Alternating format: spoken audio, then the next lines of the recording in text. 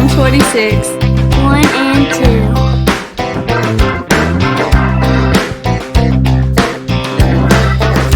God is our refuge and strength, an ever-present help in trouble. Refuge and strength, an ever-present help in trouble.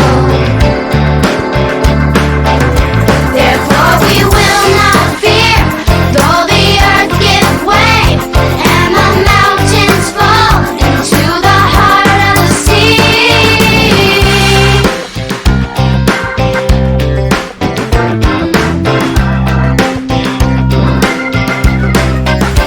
God is our refuge and strength, an ever-present help in trouble. Refuge and strength, an ever-present help in trouble. Therefore we will not fear, though the earth give way, and the mountains fall into the heart of the sea.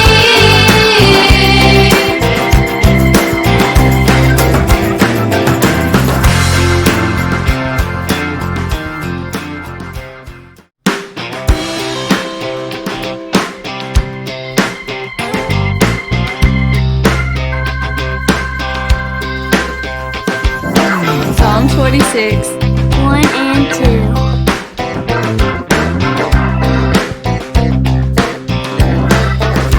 God is our refuge and strength, an ever-present help in trouble.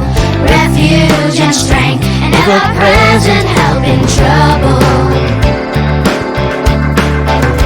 Therefore we will not fear, though the earth give way, and the mountains fall into the heart of the sea.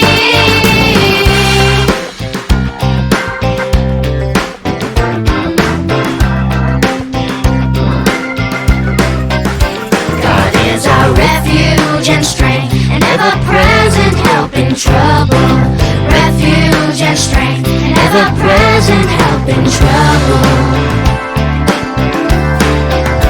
Therefore we will not fear, though the earth give way, and the mountains fall into the heart of the sea.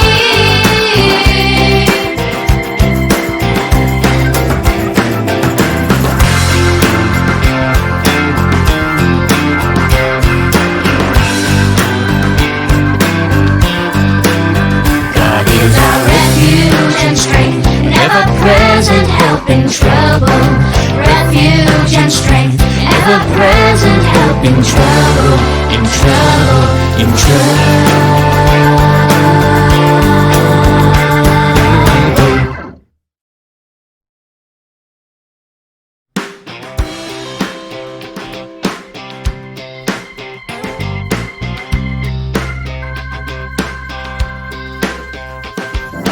Psalm 46, 1 and 2.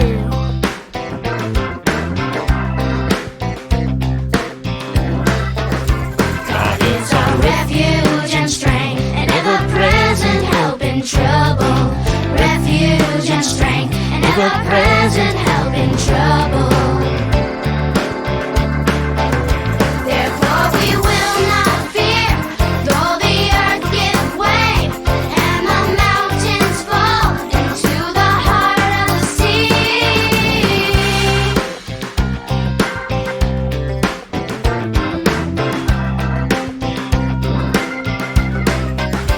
God is our refuge and strength, an ever-present help in trouble. Refuge and strength, an ever-present help in trouble. Therefore we will not fear, though the earth give way, and the mountains fall into the heart of the sea.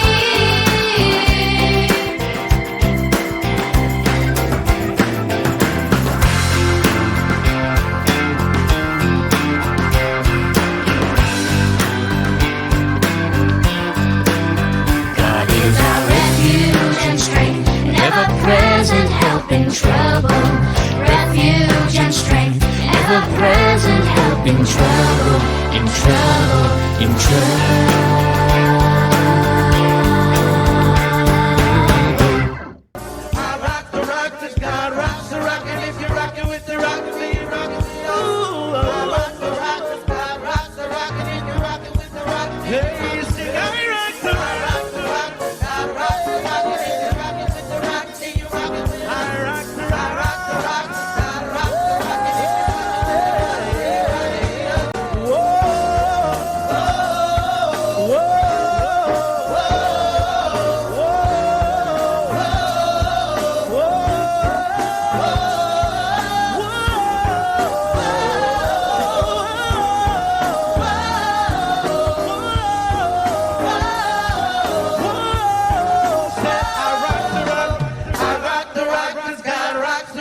if you're rocking with the rock, be rocking with it.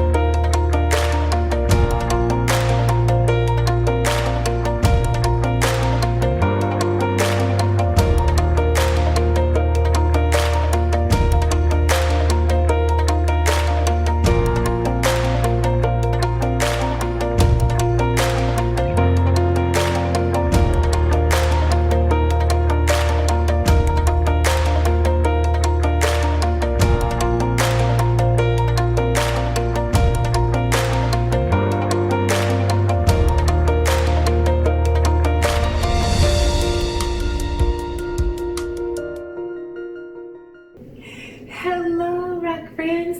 Mrs. Lanessa here to say hello and that I miss your smiling faces. Thank you all for tuning in to our rock services. We want you to know that we love you and we miss you. And keep your ears tuned in for some future announcements that we'll have where we get to see your smiling faces. Until then, learn a lot and know that we love you. Hello, rock friends. Would you like to hear a joke? Yes? Okay. What do you call a dinosaur that is sleeping? A dino snore. What is fast, loud, and crunchy? A rocket chip.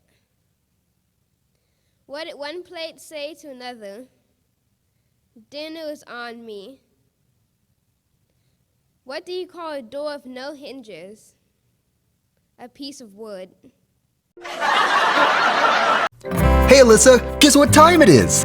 It's time to give our tithes and offerings. Are you ready to give back to God? Always. And while we do that, I wanted to answer this tough question we got from our friend Colin. He writes, This is kind of hard to ask, but what if I don't have much money to give to God? I'm so glad you asked, Colin. Sometimes it can feel like we don't have much to give God. but you know, God doesn't care if your gift is small. He just cares about our hearts when we give. He loves a good attitude. He wants us to obey him by giving a tithe. So we give 10% of our money to God first, even if it's a small amount. It might seem like God would only be happy if you're giving a gigantic stack of money. The Bible talks about a woman who didn't have much money, but still gave an offering. God saw how much it cost her to give that little bit. He was impressed by her giving heart, not by the amount of what she gave. Even when you give a small gift, God can use it to make a big difference. God knows our hearts and loves to see us giving and being obedient. Thanks for that awesome question, Colin, and thanks for giving. Because giving is a great way to Share what you have and put God first.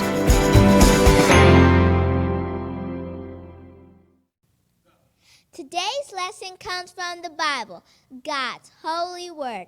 Grab your Bible and let's enjoy it together.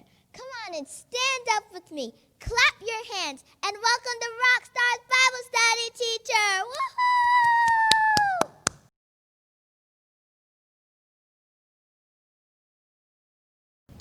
Good evening. I am Miss Carlotta from the Fountain of Praises Children's Rock Church.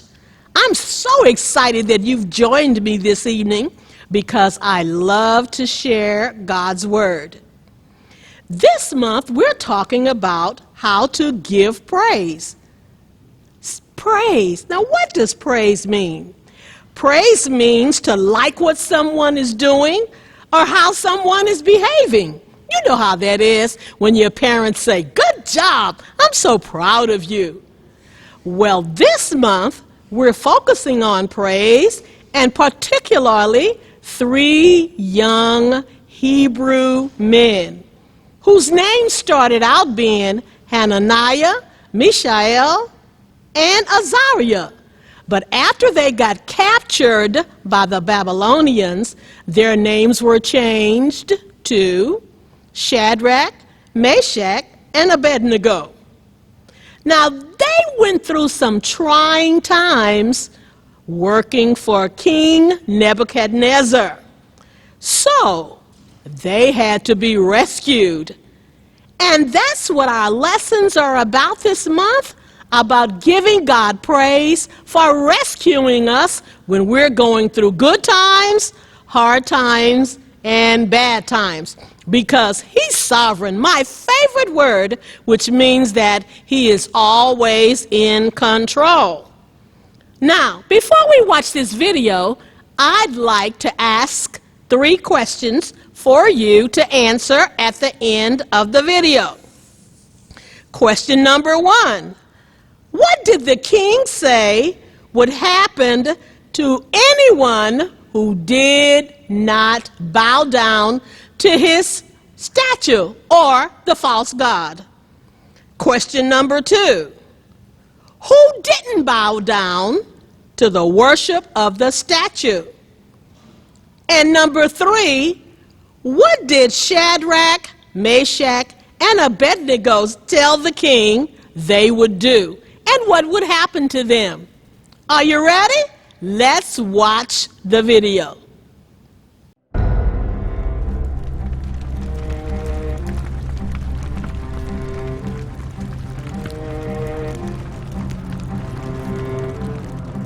Sometime after Daniel, Shadrach, Meshach, and Abednego began to serve in the court of King Nebuchadnezzar of Babylon, the king had a golden statue of himself made. The massive 90-foot-tall statue stood as a monument to Nebuchadnezzar's power and greatness. The king ordered all the leaders of Babylon to come together for the dedication of the enormous idol. On the day of the dedication ceremony, all the leaders of Babylon gathered by the golden statue of King Nebuchadnezzar. A herald announced to the crowd that they were to bow down and worship the statue when the music began. Anyone who did not do as commanded would be thrown into a furnace of fire. So when the sound of music from the trumpets, harps, flutes, bagpipes, and all sorts of instruments was heard, everyone bowed down before the statue. Everyone, that is, except for Shadrach, Meshach, and Abednego.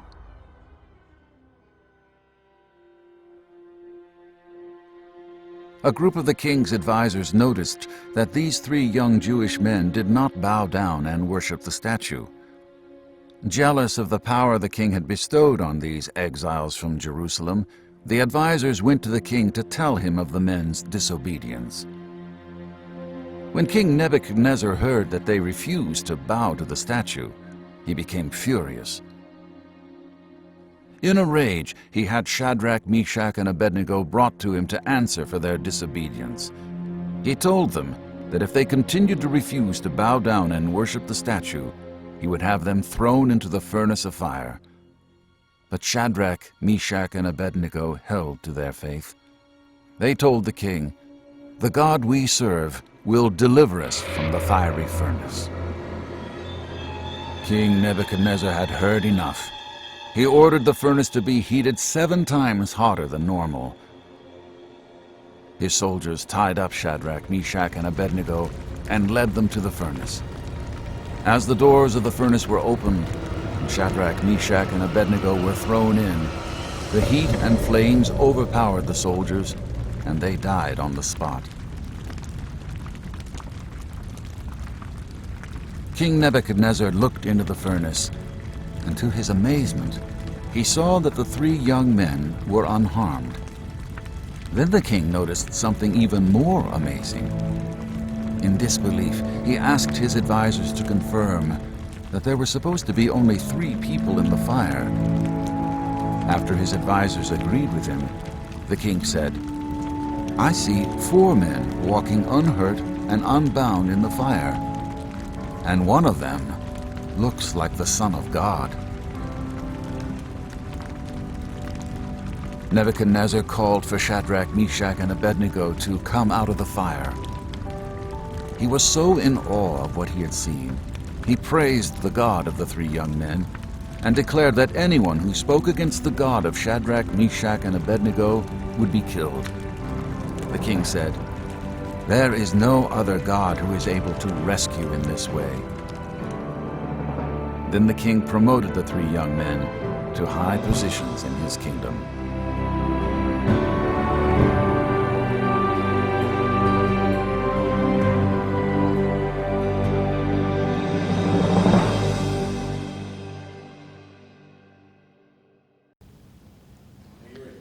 Wasn't that an amazing video? Those three Hebrew men went through the fire that was turned up 7 times hotter. It was so hot that the 3 soldiers, as you saw, who were testing the fire, died immediately. Shadrach, Meshach, and Abednego were in the fire, and lo and behold, somebody else appeared. There were 4 people. Some theologians said that it was Jesus Christ, but all I read said that it was an angel who had come just to protect them. Remember the questions? What did the king say would happen to anyone who did not worship his figure? Well, the king said he would have anyone who didn't worship and bow down thrown into the furnace. Well, we saw that happen with Shadrach, Meshach, and Abednego. Question number 2, who did not bow down and worship the statue? We know who that was, Shadrach, Meshach, and Abednego. Question number 3, what did Shadrach, Meshach, and Abednego tell the king? They told the king that the God they served would deliver them from the fiery furnace and any situation. That's why we need to learn how to give God praise, because he will deliver us from any situation. Let's talk about what we're going through now, a pandemic. Don't worry about it, just a little maybe, but remember, our God is going to deliver us. Some of the things that are being done to different people of different races, don't worry about it a whole lot, because God's going to deliver us. And you're going through virtual school. Don't worry about it a whole lot, because God's going to take care of you too. Our big idea says, by faith, we trust God no matter how difficult life may get. And the memory verse for this lesson is, our God whom we serve is able to deliver us from the burning fiery furnace, and he will deliver us from your hand, O King. Daniel chapter 3, verse 17. Please join me in prayer. Dear Father God, thank you for your constant companionship. Thank you for always being with us and helping us to get through difficult or even scary situations. Please help us to remember that we are never alone and that we will trust in you. We ask these things in Jesus' name, amen. The more we praise, the more he listens, the more he blesses us. Praise God through any situation. Thank you for listening. What's up, Bouncy? Hey, Dot. I see you're reading the Bible. The Bible? Yeah, you know, the big book that tells us about God, how he made everything, how much he loves us, how he wants us to live, and just how awesome he is. Well, I'm trying to read it, but there's some stuff in here that I just don't get. Like what? Well, this says that everyone sins, and I don't think that I've sinned. Do you know what sin means? You know, like being a robber or something, but I'm not a bad guy. Sin means disobeying God. Have you ever lied? Well, sometimes. What about sneaking around to get away with something your parents said not to do? Well, everyone does that. That's no big deal. That's sin. That's disobeying God. And yes, everyone has done it. But the Bible says that the punishment for sin is death. I thought God was a good guy. That doesn't seem too fair. God is the good guy. He's perfect and he's fair. So he has to punish sin. Well, can't I just be extra good for the rest of my life to make up for all the bad stuff I've done? Didn't you read the good news part of the Bible? No. What's the good news? Jesus. Jesus? God sent his son Jesus to earth to take your punishment for you. He's the only person who never sinned. Not even once? Nope. He was perfect, just like God. So when he died on the cross, he took the punishment for all the sin in the world. Jesus can erase your sin forever. Dying on a cross? Oh, I'm so confused. Okay, let me start over. God loves us. He wants to be our friend. But sin messes up our relationship with God. So God did something to get rid of sin. He let Jesus die in our place. The cross made a way for us to be friends with God. So what do you mean by cross? That's how Jesus died. People nailed his hands and feet to a big wooden cross and left him there until he died. Dot, I'm just a kid. And that's gross. And kind of scary, really. Well, that's how it happened. Because of the cross, we can be right with God. Whew, so I'm all good then? Well, you have to choose to live your life for Jesus now. Dot. Yes, Bouncy. But I don't know how to do that. It's as easy as A, B, C. A, admit. Admit what you've done wrong and tell God you don't want to sin anymore. B, believe. Believe that God sent Jesus to take the punishment for your sin. Trust that you are forgiven and that you are now right with God. C, confess. Confess to others that Jesus is your boss and your best friend. This will keep your friendship with God strong. You know what, Dot? I want to do that. I want to make Jesus the leader of my life. You do? Well, you can pray with me right now and talk to God about it. You want to? Yeah, but I don't know what to say. If you want to make Jesus your leader, repeat after me. Dear God. Dear God. I know that I have disobeyed you. I know that I've disobeyed you. I don't want to sin anymore. I don't want to sin anymore. Thank you for taking the punishment for my sin. Thank you for taking the punishment for my sin. I want Jesus to be the leader of my life. I want Jesus to be the leader of my life. Thank you for making me your friend. Thank you for making me your friend. Help me to live for you now. Help me to live for you now. I can pray this because of Jesus. I can pray this because of Jesus. Amen. Amen.